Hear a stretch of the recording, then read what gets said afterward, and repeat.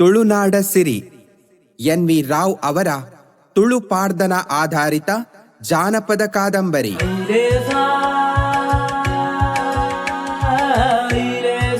ಅಧ್ಯಾಯ 9. ಬಿರುಮಾಳ್ವನ ಅವಸಾನ.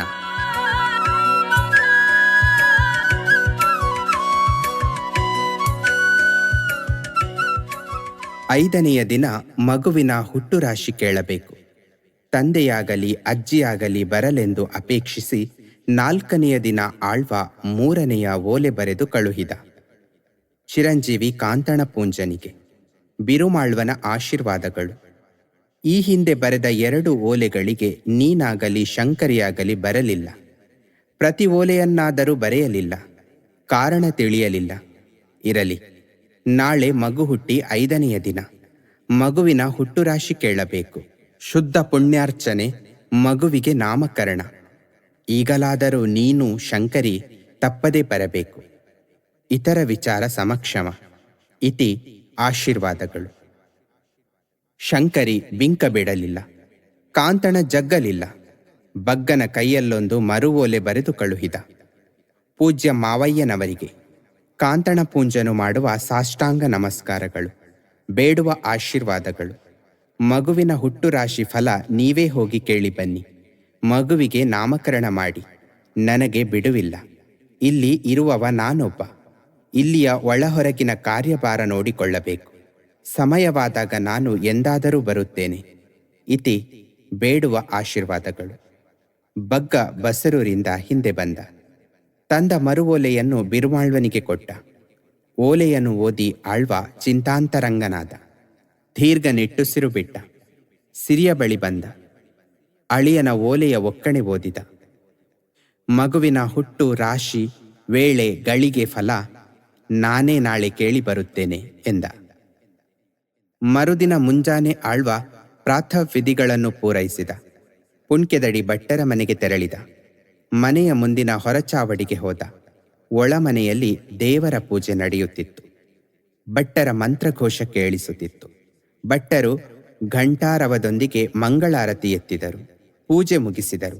ಚಾವಡಿಗೆ ಬಂದರು. ಆಳ್ವ ಕೈಜೋಡಿಸಿ ನಮಿಸಿದ. ಭಟ್ಟರೆ, ನನ್ನ ಮಗಳು ಸತ್ಯದ ಸಿರಿ ಗಂಡು ಮಗು ಹೆತ್ತು ಇಂದು 5ನೇ ದಿನ. ಮಗುವಿನ ಹುಟ್ಟುರಾಶಿ ಕೇಳಲು ಬಂದೆ ಎಂದ. ಭಟ್ಟರು ಪಡಸಾಲೆಯಿಂದ ಪಂಚಾಂಗದ ಕಟ್ಟು ತಂದರು. ಚಾವಡಿಯಲ್ಲಿ ಕುಳಿತರು. ಪಂಚಾಂಗ ಬಿಡಿಸಿದರು. ರಾಶಿ ನೋಡಿ ಎಣಿಸಿ ಗುಣಿಸಿದರು. ಆಳ್ವನ ಮುಖ ನೋಡಿದರು. ಮಗು ಹುಟ್ಟಿದ ವೇಳೆ, ಗಳಿಗೆ ಯಾಕೆ ಅನುಮಾನಿಸುತ್ತೀರಿ? ಇದ್ದುದನ್ನು ಹೇಳಿ ಭಟ್ಟರೆ. ಹುಟ್ಟಿದ ವೇಳೆಗಳಿಗೆ ಏನೂ ಒಳ್ಳೆಯದಿಲ್ಲ. ತಾಯಿಗೆ ದೇಶಾಂತರವೆಂದು ತೋರಿ ಬರುತ್ತದೆ. ತಂದೆಗೆ ದಿನಕ್ಕೆ 3 ಬುದ್ಧಿಯಾದೀತು. ಮಗುವಿನ ಮುಖ ನೋಡಿದರೆ ನಿನಗೆ ಮರಣ. 1 ವರ್ಷದ ತನಕ ನೀನು ಮಗುವಿನ ಮುಖ ನೋಡಬಾರದು. ಆಳ್ವ ಭಟ್ಟರಿಗೆ ಕಾಣಿಕೆ ಕೊಟ್ಟ. ಬೀಳ್ಕೊಂಡು ನಿಷ್ಕ್ರಮಿಸಿದ. ಸತ್ಯನಾಪುರದ ಅರಮನೆಗೆ ಮುಟ್ಟಿದ. ಅರಮನೆಯ ಒಳಮನೆಗೆ ಹೋದ. ಆಳ್ವನ ಆಗಮನ ನಿರೀಕ್ಷೆಯಲ್ಲಿದ್ದ ಸಿರಿ ಎದ್ದು ಕುಳಿತಳು. ಅಜ್ಜ, ಭಟ್ಟರು ಮಗುವಿನ ರಾಶಿ ವೇಳೆಗಳಿಗೆ ನೋಡಿದರೆ ಏನು ಹೇಳಿದರು? ಆಳ್ವ ವಿಷಣ್ಣಾನನಾದ. ನೋಡಿದರು ಮಗ. ನೋಡಿ ಹೇಳಿದರು. ಏನೆಂದು ಹೇಳಲಿ? ಹುಟ್ಟಿದ್ದು ಕೆಟ್ಟಗಳಿಗೆ, ಎಲ್ಲರಿಗೂ ಕಷ್ಟವೇ ಎಂದು ಸುಮ್ಮನಾದ. ನಡೆಯಬೇಕಾದ್ದು ನಡೆಯುತ್ತದೆ. ನಾವೇನು ಮಾಡಲಾದೀತು? ಭಟ್ಟರು ಏನೆಂದರು ಹೇಳಿ ಅಜ್ಜ? ನಿನಗೆ ದಿಕ್ಕುಗೆಟ್ಟು ದೇಶಾಂತರ, ತಂದೆಗೆ ದಿನಕ್ಕೆ 3 ಬುದ್ಧಿಯಂತೆ. ಮಗುವಿನ ಮುಖ ನೋಡಿದರೆ ನನಗೆ ಮರಣ. 1 ವರ್ಷ ಪರ್ಯಂತ ನಾನು ಮಗುವಿನ ಮುಖ ನೋಡಬಾರದಂತೆ. ಇಷ್ಟೆಲ್ಲ ಹುಟ್ಟಿದ ರಾಶಿಯ ಅನಿಷ್ಟ ಫಲಗಳು. ಒಳ್ಳೆಯದೇನಿದೆ? ಸುಖವೆಲ್ಲಿದೆ? ಅಜ್ಜ, ಕಷ್ಟಾನಿಷ್ಟಗಳು, ಸುಖ ಸಂಪತ್ತುಗಳು ನಮ್ಮ ಇಷ್ಟಾನುಸಾರವಾಗಿ ಬರುವವೇ? ಬಪ್ಪುದು ತಪ್ಪದು. ಮಗು ಹುಟ್ಟಿದ ಗಳಿಗೆ ಕೆಟ್ಟದೆಂದು ಹಳಿದರೇನು ಫಲ? ನೀವು ಇದಕ್ಕೆ ವ್ಯತಿಸಬೇಡಿ. ಆದರೆ ಅಜ್ಜ, ನೀವು ಎಷ್ಟು ಮಾತ್ರಕ್ಕೂ ಮಗುವಿನ ಮುಖ ನೋಡಬೇಡಿ. ಕುತ್ತು ಬಂದರೂ ಮಗು ಅತ್ತರೂ ಹತ್ತಿರ ಬರಬೇಡಿ. ಸಿರಿಯೇ, ಅದು ಸರಿ. ದೇವರ ಬ್ರಹ್ಮರ ಇಚ್ಛೆಯಂತೆ ನಡೆಯಲಿ. ಆಳ್ವ ಉಗ್ಗೆದೊಟ್ಟು ಮಡಿವಾಳ್ತಿಯನ್ನು ಕರೆಸಿದ. ಮಡಿವಾಳ್ತಿ 1 ಕೌಲೆ ವೀಳ್ಯದೆಲೆ, 1 ಅಡಿಕೆ, 1 ಸೇರು ಅಕ್ಕಿ, 1 ವರಹ, 1 ತೆಂಗಿನಕಾಯಿಯನ್ನು ಕೊಡಿಬಾಳೆ ಎಲೆಯಲ್ಲಿ ಸ್ವಸ್ತಿಗೆ ಇಟ್ಟಳು. ಕಲ್ಮರಿಗೆಗೆ 1 ಕೊಡ ನೀರು ಸುರಿದಳು. 1 ತೆಂಗಿನಕಾಯಿ ತೂತು ಮಾಡಿ ಮಾವಿನ ಚಿಗುರು, ಹಲಸಿನ ಚಿಗುರು, ನಾಗರ ದರ್ಬೆ ಹಿಡಿದು ನೀರು ಹಾಕಿ ಸುತ್ತಮುತ್ತ ಸಿಂಪಡಿಸಿದಳು.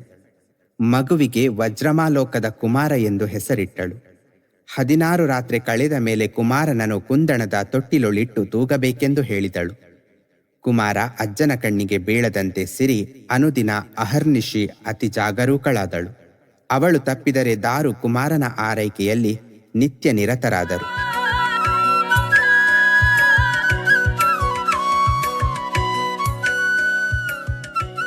ಅದೊಂದು ದಿನ ಸಿರಿ ಕುಮಾರನನ್ನು ಮೀಯಿಸಿದಳು. ಶುದ್ಧ ವಸನ ಹೊದಿಸಿದಳು. ಏಳದೆಯೊಳಗಿನ ಕುಂದಣದ ತೊಟ್ಟಿಲೊಳಿಟ್ಟಳು. ಹಾಡಿ ತೂಗಿ ನಿದ್ದೆ ಬರಿಸಿದಳು. ಮಗುವಿನ ಮೈಲೆ ಬಟ್ಟೆಯನ್ನೊಗೆದುಕೊಂಡು ತ್ವರೆಯಾಗಿ ಬರುವೆನೆಂದು ದಾರುಗೆ ಹೇಳಿದಳು. ಹತ್ತಿರದ ತೊರೆಗೆ ತೆರಳಿದಳು. ಮಗು ನಿದ್ದೆಯಿಂದೇಳುವ ಮೊದಲು ಹಸುವಿನ ಹಾಲು ಕರೆದು ಬರಲೆಂದು ದಾರು ಹಟ್ಟಿಗೆ ಹೋದಳು. ಮುಖಮಂಟಪದ ಹಾಸಿದ ಬಾಜೀರದಲ್ಲಿ ಆಳ್ವ ಕುಳಿತಿದ್ದ. ಮಗು ಅಳತೊಡಗಿತು. ದಾರುವನ್ನು ಕರೆದ. 3 ಬಾರಿ ಕರೆದ. ಉತ್ತರವಿಲ್ಲ. ಸಿರಿಯನ್ನು ಕರೆದ. ಸಿರಿ ಬರಲಿಲ್ಲ. ಅಳು ಹೆಚ್ಚಾಯಿತು. ಕಂದನ ಆಕ್ರಂದನ ಕೇಳಿ ಆಳ್ವ ಮನನೊಂದ. ಒಳ ನಡೆದ. ಮಗುವನ್ನು ತೊಟ್ಟಿಲಿಂದ ಎತ್ತಿ ಮುತ್ತಿಟ್ಟ. ಚಾವಡಿಗೆ ತಂದ. ತೊಡೆಯ ಮೇಲಿಟ್ಟ. ತಟ್ಟಿ ಆಡಿಸಿದ. ಸಿರಿ ಹಿತ್ತಲಿಂದ ಚಾವಡಿಗೆ ಬಂದಳು. ಅಜ್ಜನ ತೊಡೆಯಲ್ಲಿ ಆಡುವ ಕಂದನನ್ನು ಕಂಡಳು. ತಾಯಿಯನ್ನು ಕಂಡ ಕಂದ ಮತ್ತೆ ಅಳತೊಡಗಿದ. ಸಿರಿ ಮಗುವನ್ನು ಎತ್ತಿದಳು. ಒಳಗೊಯ್ದಳು. ಹಾಲುಣಿಸಿ ತಣಿಸಿದಳು.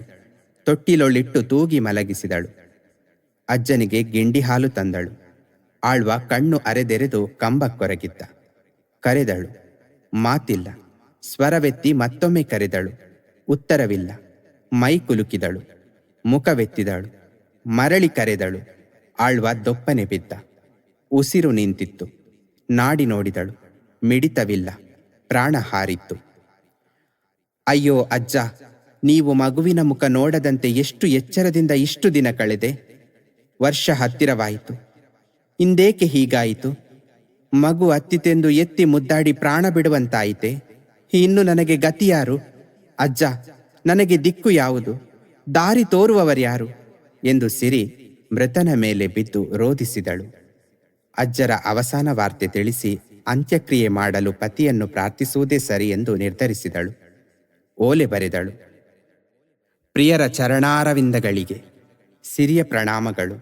ನಮ್ಮ ಪೂಜ್ಯ ಅಜ್ಜರು ದೈವಾಧೀನರಾದರೆಂದು ತಿಳಿಸಲು ಅತಿ ದುಃಖವಾಗುತ್ತದೆ. ನನಗೆ ಬೇರೆ ದಿಕ್ಕಿಲ್ಲ, ಗತಿ ಇಲ್ಲ. ನೀವು ಕೂಡಲೇ ಬಂದು ಅಂತ್ಯಕರ್ಮ ಮಾಡಬೇಕೆಂದು ಪ್ರಾರ್ಥಿಸುತ್ತೇನೆ. ಇತಿ ನಿಮ್ಮ ಚರಣದಾಸಿಯ ಪ್ರಣಾಮಗಳು.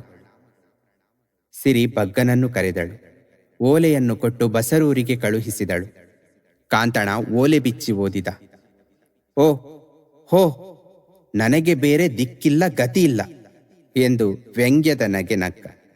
ಸಿರಿಯ ಸೊಕ್ಕು ಮುರಿಯಲು ಇದು ತಕ್ಕ ಸಮಯವೆಂದೆಣಿಸಿದ. ಬಗ್ಗ ಸೂಡದ ಶಂಕರಾಳ್ವ ಕುಟುಂಬದವ. ಅವನೇ ಅಂತಿಮ ಕ್ರಿಯೆ ಮಾಡಲಿ. ನೀನು ಶಂಕರಾಳ್ವನಿಗೆ ಈ ಓಲೆ ಕೊಟ್ಟು ಸತ್ಯನಾಪುರಕ್ಕೆ ಹೋಗು. ಅಲ್ಲಿ ಕೆಳಗಿನ ಕರೆಪಾಲವರನ್ನು, ಮೇಲುಕರೆ ಮಹನೀಯರನ್ನು, ಊರ ನೆರೆಕರೆಯವರನ್ನು ಕರೆಯಿಸಲಿ. ಆ ಕಡೆಯ ಮಾವಿನ ಮರ, ಈ ಕಡೆಯ ಹೆಬ್ಬಲಿಸಿನ ಮರ ಕಡಿಸಿ ಮಸಣದ ಕಾಷ್ಟ ಸಿದ್ಧ ಮಾಡಲಿ. ನಾನು ಬೇಗನೆ ಬರುತ್ತೇನೆಂದು ಹೇಳು. ಶಂಕರಾಳ್ವನಿಗೆ ಓಲೆ ಬರೆದು ಬಗ್ಗನ ಕೈಗೆ ಕೊಟ್ಟ. ಬಗ್ಗ ಓಲೆ ಹಿಡಿದು ಸೂಡದರ ಮನೆಗೆ ಓಡಿದ.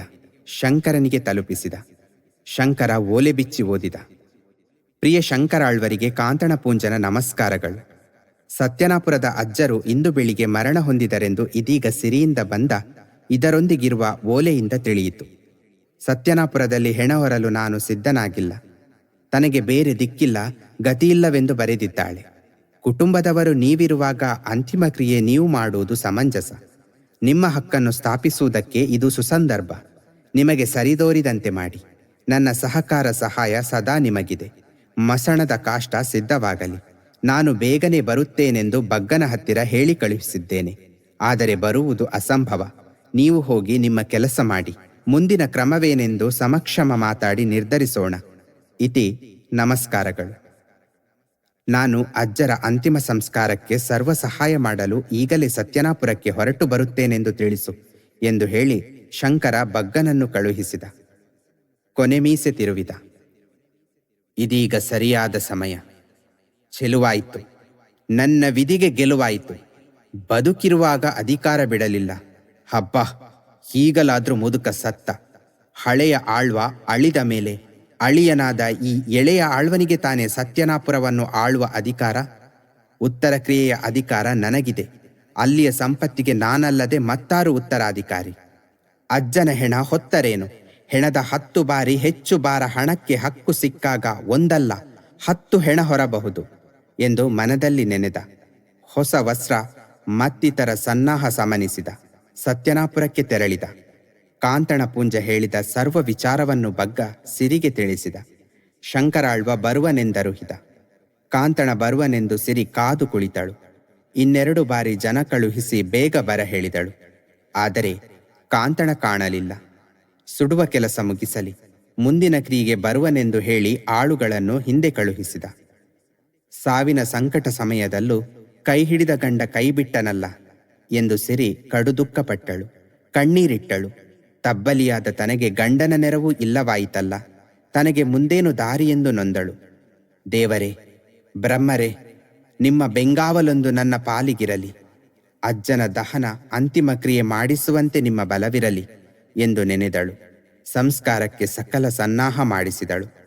ಕೆಳಕರೆ ಪಾಲವರನ್ನು, ಮೇಲುಕರೆ ಮಹನೀಯರನ್ನು ಕರೆಸಿದಳು. ಆ ಕಡೆಯ ಮಾವಿನ ಮರ, ಈ ಕಡೆಯ ಹೆಬ್ಬಲಿಸಿನ ಮರ ಕಡಿಸಿದಳು. ಸುಡಲದ ಗದ್ದೆಯಲ್ಲಿ ಕಾಷ್ಟ ಸಿದ್ಧಪಡಿಸಿದಳು. ಶಂಕರ ಹೊಸ ವಸ್ತ್ರ ತಂದ. ಉತ್ಸಾಹದಿಂದ ಓಡಿ ಬಂದ. ಅಜ್ಜರ ಕಳೇಬರ ಕಂಡ.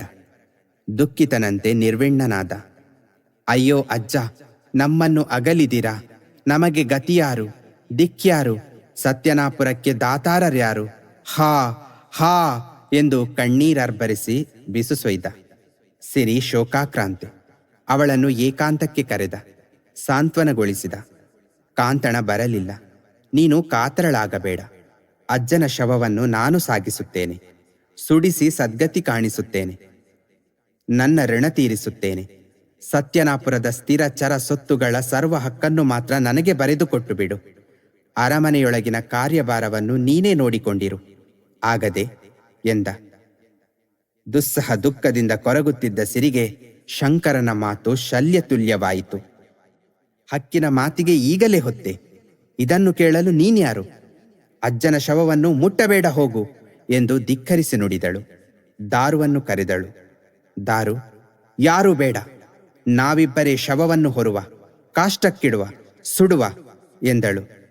ದೇವರೇ, ಬ್ರಹ್ಮರೇ, ನಾನು ಸತ್ಯದ ಮಗಳಾಗಿ ಹುಟ್ಟಿದ್ದು ನಿಜವಾದರೆ, ನಿಮ್ಮ ಬೆಂಗಾವಲು ನನಗಿದ್ದರೆ ಶವ ಮಲ್ಲಿಗೆಯ ಹೂವಂತೆ ಹಗುರವಾಗಲಿ ಎಂದು ಪ್ರಾರ್ಥಿಸಿದಳು. ಸಿರಿ ಶವದ ಶಿರಭಾಗವನ್ನು, ದಾರು ಚರಣಭಾಗವನ್ನು ಏಕಕಾಲದಲ್ಲಿ ಎತ್ತಿ ತಲೆಗೇರಿಸಿಕೊಂಡರು. ಸುಡಲದ ಗದ್ದೆಗೆ ತಂದರು. ಕಾಷ್ಟಕ್ಕೆ 3 ಸುತ್ತು ಪ್ರದಕ್ಷಿಣೆ ಬಂದರು. ಕಾಷ್ಟದಲ್ಲಿಟ್ಟರು.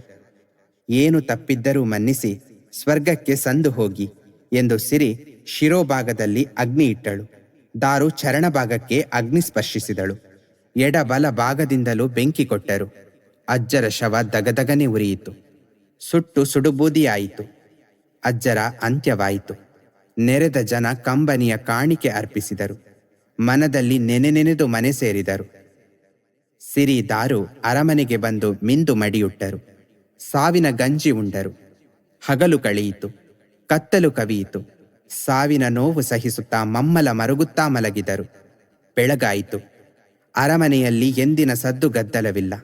ಮಸಣ ಮೌನ. ಬಾರಿ ಬಾರಿಗೆ ದಾರು ದಾರು, ಸಿರಿ ಸಿರಿ ಎಂದಕ್ಕರೆಯಿಂದ ಕರೆ ಕರೆದು ಬಿರುಮಾಳ್ವ ಬರುವಂತೆ ಭಾಸವಾಗುವುದು. ಪಟ್ಟೆ ಬಟ್ಟೆಯಿಟ್ಟು ಪೂಜಾಗೃಹದಲ್ಲಿ ಪೂಜೆ ಮಾಡುವಂತೆ ಭ್ರಮೆಯಾಗುವುದು. ಭೋಜನಕ್ಕೆ ಹೋದಾಗ ಅಜ್ಜರ ನೆನಪಾಗುವುದು. ರುಮಾಲು ಕಂಡಾಗ, ದೋತರ ನೋಡಿದಾಗ, ಬರಿದಾದ ಮಂಚದ ಬಳಿ ಬಂದಾಗ ಗಳಿಗೆ ಗಳಿಗೆಗೆ ಇಬ್ಬರ ಮನದಲ್ಲೂ ಅಜ್ಜರ ನೆನಹು ಸುಳಿಯುವುದು. ಸುತ್ತಿ ಸುಳಿವ ನೆನಹುಗಳಿಂದ ದುಃಖದಿಂದ ಹಲವು ಹಗಲಿರುಳುಗಳುರುಳಿದವು. ಅಜ್ಜನ ಆಡಳಿತ ಕ್ರಮವನ್ನು ನಿರತ ಕಂಡು ಅರಿತು ನುರಿತಿದ್ದ ಸಿರಿ ದುಃಖ ಭಾರದೊಂದಿಗೆ ಸತ್ಯನಾಪುರದ ಅರಮನೆಯ ಆಡಳಿತ ಕಾರ್ಯಭಾರ ಹೊತ್ತಳು. ಧೃತಿಗೆಡದೆ, ಕೆಡುಕಿಗೆಡೆಗೊಡದೆ ಸಿರಿದಾರು ಸೇರಿ ಆಡಳಿತ ನಡೆಸಿದರು. ಎಲ್ಲರೂ ಮೆಚ್ಚಿ ಅಚ್ಚರಿಪಟ್ಟರು.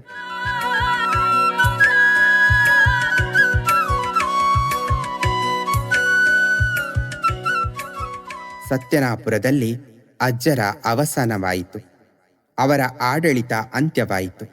ಇನ್ನು ತನ್ನ ಆಡಳಿತದ ಆದಿಯೆಂದು ಶಂಕರ ಆಶಾತುರನಾಗಿದ್ದ. ಆದರೆ ನಿರಾಶನಾದ. ಸಮಾಲೋಚನೆಗೆ ಬಸರೂರಿಗೆ ಹೋದ. ಆಳ್ವನ ಆಗಮನವನ್ನು ದೂರದಿಂದಲೇ ಕಂಡ ಕಾಂತಣ ಚಾವಡಿಯಿಂದ ಇಳಿದು ಬಂದ. ಆದರದಿಂದ ಎದುರುಗೊಂಡ.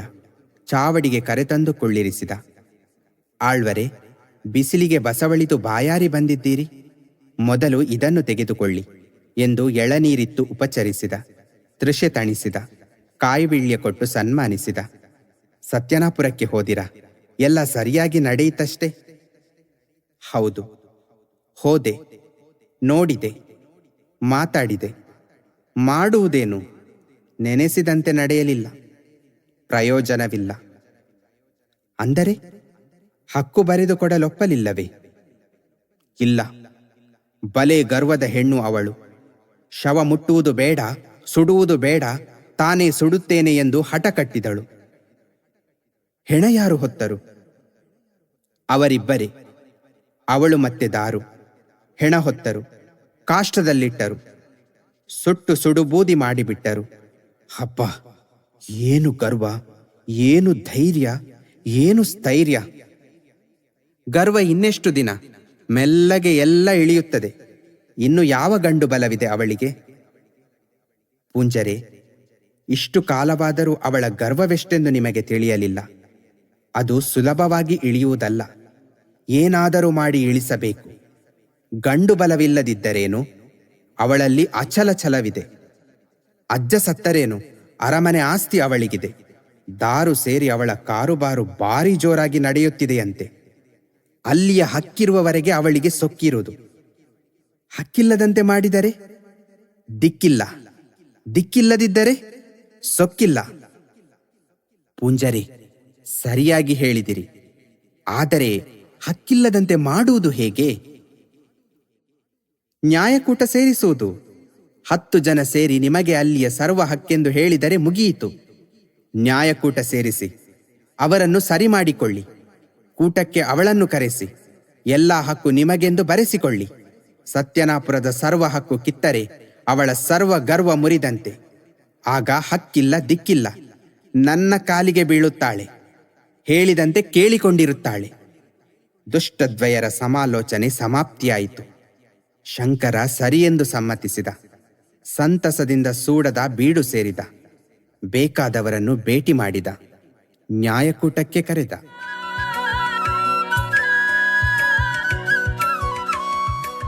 ಮುಂದಿನ ಅಧ್ಯಾಯದಲ್ಲಿ ಮತ್ತೆ ಭೇಟಿಯಾಗೋಣ. ಅಲ್ಲಿಯವರೆಗೆ ನಮಸ್ಕಾರಗಳು.